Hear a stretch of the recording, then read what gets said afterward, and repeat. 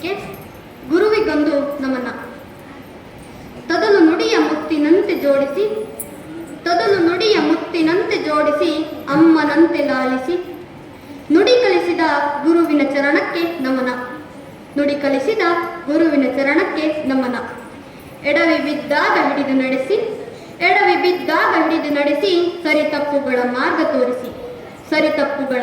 ತೋರಿಸಿ ಕೆಟ್ಟದು ಅಳಿಸಿ ಒಳ್ಳೆಯದನ್ನು ಕಳಿಸಿ ಈ ಮಣ್ಣಿನ ಮುದ್ದೆಯ ಮೂರ್ತಿಯ ಆಕಾರ ನೀಡಿ ಜಗತ್ತಿಗೆ ತೋರಿದ ಗುರುವಿನ ಚರಣಕ್ಕೆ ನಮನ.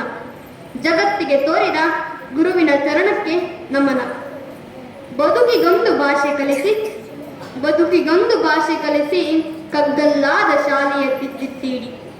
ಕಗ್ಗಲ್ಲಾದ ಶಿಲೆಯ ತಿದ್ದಿಟ್ಟೀಡಿ ಉಳಿಪೆಟ್ಟು ನೀಡಿ ಸುಂದರ ಶಿಲ್ಪವನ್ನಾಗಿಸಿದ ಗುರುವಿನ ಚರಣಕ್ಕೆ ನಮನ.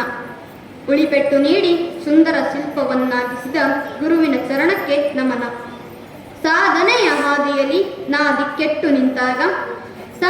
ಹಾದಿಯಲ್ಲಿ ನಾ ದಿಕ್ಕೆಟ್ಟು ನಿಂತಾಗ ಬೆನ್ನು ತಟ್ಟಿ ಪ್ರೋತ್ಸಾಹಿಸಿ ಗುರಿಯ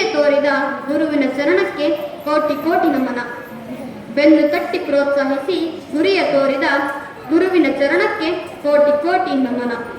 ಧನ್ಯವಾದ.